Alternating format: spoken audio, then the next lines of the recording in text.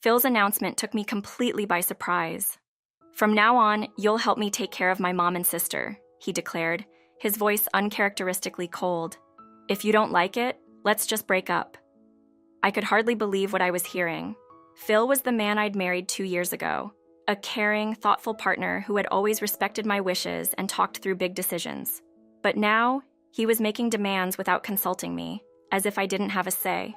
I felt trapped, cornered by this new version of Phil, who seemed completely indifferent to my feelings. I had never signed up for this, not to live with his family under my roof, and certainly not to have my life turned upside down without a warning. But his words were clear. I either accept this arrangement or face a divorce. The room was tense, my mind racing with questions. Why had he changed so suddenly? And could I really live with his sister Julia, who was nothing but trouble? Julia, Phil's younger sister, was well known for her chaotic lifestyle. She often acted without thinking, making poor decisions that left a trail of consequences for others to pick up. Living with her would be unbearable, a disruption to the peace I had so carefully cultivated in my life. She was the kind of person who moved through the world with a sense of entitlement, assuming everyone else would accommodate her needs and forgive her actions. I tried to reason with Phil, pointing out that our home wasn't meant to become a refuge for everyone's problems. But he didn't want to hear it. His mind was set, and he wouldn't budge. The more I pushed back, the angrier he became, until he threatened me with divorce if I didn't agree. Divorce. A word I never thought I'd hear from him. It felt like a punch to the gut, but it also sparked something inside me, a determination I hadn't known before. If he was willing to risk everything for his sister's convenience, then maybe he had something to hide, something he didn't want me to see. My name is Mandy Reynolds, a 38-year-old working wife who's always believed in hard work and independence. I had built a life I was proud of, balancing my career with my role as a wife. For years, Phil and I had shared dreams of starting a family. I had reduced my work hours and even started fertility treatments to make that dream a reality, hoping to bring laughter and joy into our home. But lately, I felt like I was the only one truly invested in our future. Phil seemed distant, distracted by something I couldn't quite place. Our conversations about family planning always felt one-sided, with me doing the heavy lifting while he brushed off the topic, saying it would happen naturally. I'd even offered to pay for all the medical expenses when he balked at the cost. But his reluctant agreement left me feeling unsupported. I wondered if he even cared about having a family with me at all, or if he was just going through the motions to keep up appearances. On a quiet weekday afternoon, the phone rang unexpectedly. The caller ID showed an unknown number, and when I picked up, I was surprised to hear Julia's voice on the other end. Her tone was unusually cheerful, almost too upbeat. She wanted to stop by for a visit, asking if Phil was at work and if I'd be home. Before I could answer, she was already on her way over. She arrived not long after, barging in like she owned the place, her energy overwhelming. She barely acknowledged me before her eyes fell on a pound cake I had been saving for a special occasion. Without asking, she helped herself, slicing off a large piece and leaving me with a sliver. As she ate, she began to talk, spilling details about her life that left me stunned. She casually mentioned she was seeing a married man, and to my shock, revealed she was pregnant. Her words felt like a slap. Here I was, struggling to start a family, and Julia, a woman who seemed so reckless, was already expecting. It was like life was mocking me, placing her blessing in my face as if to remind me of everything I couldn't have. Days later, Phil came home unusually early, his face tense. "I heard you said some awful things to Julia," he accused, his tone sharp and defensive. I felt my stomach drop as I remembered our last conversation.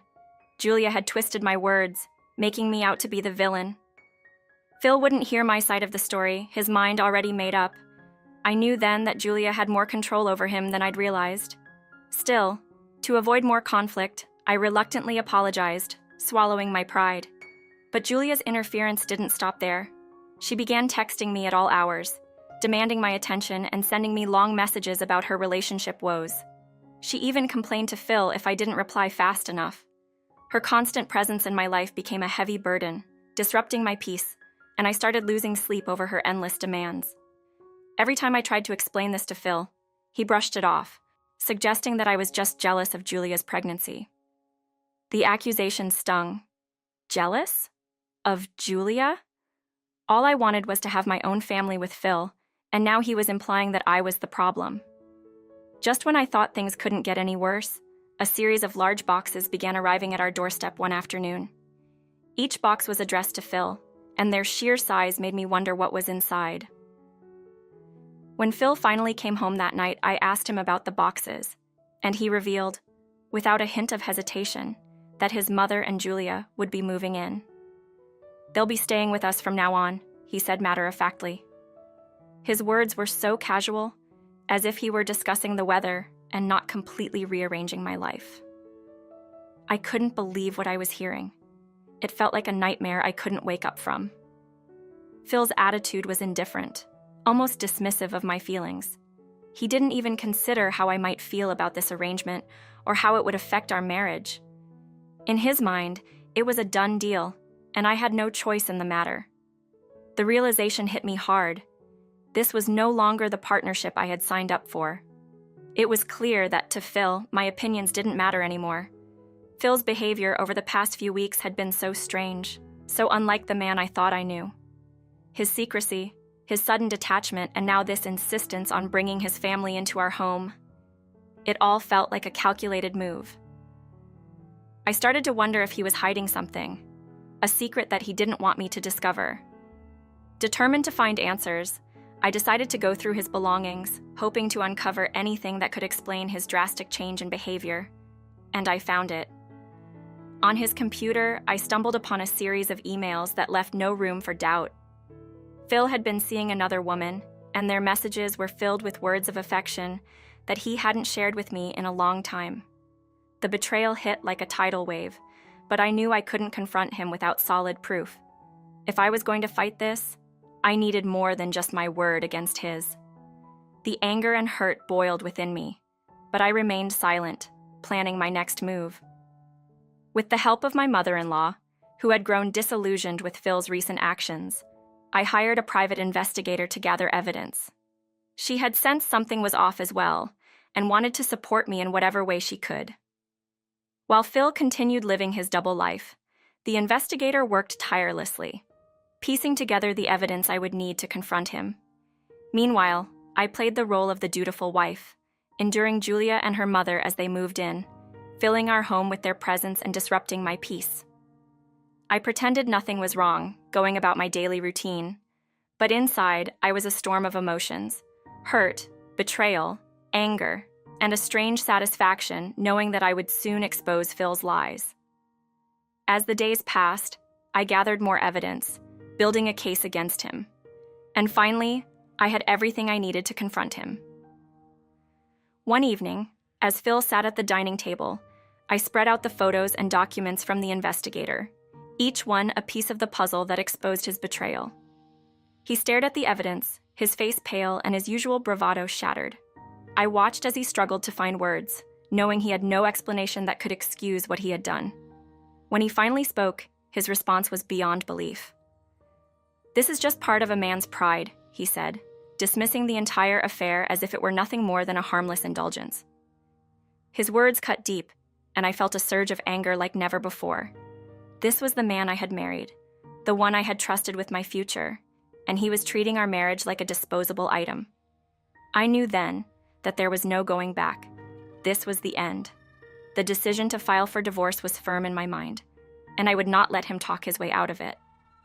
With my decision to leave solidified, I took the necessary steps to secure my future.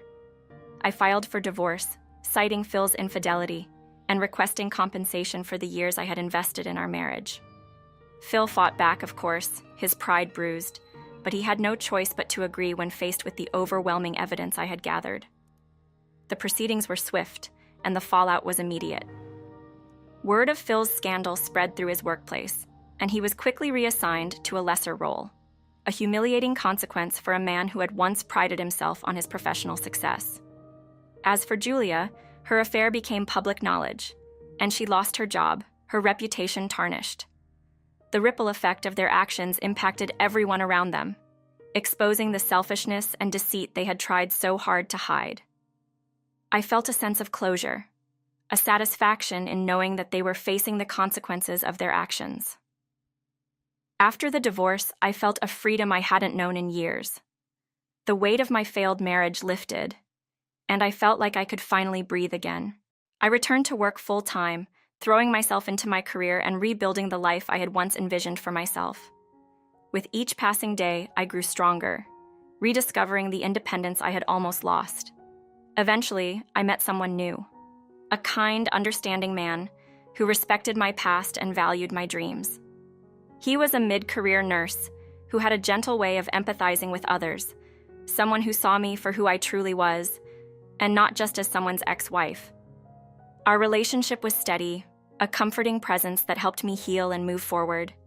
For the first time in a long time, I felt hopeful about the future, ready to embrace whatever life had in store.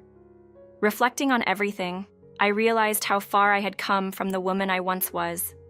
My journey had been painful, filled with betrayal and heartbreak, but I emerged stronger, wiser, and more determined than ever to build a life on my terms. The experience taught me the importance of self-respect and the value of honesty, both with myself and with others. Though I had once longed for a family with Phil, that dream no longer defined me. I was free to pursue happiness in whatever form it took, unburdened by the past and unafraid of the future. And in my new partner, I found a love that was genuine and supportive, a foundation built on trust and mutual respect. Together, we were building a future that felt real, grounded, and filled with possibilities. My story had taken unexpected turns, but in the end, it led me to a place of peace and fulfillment, a life I could truly call my own.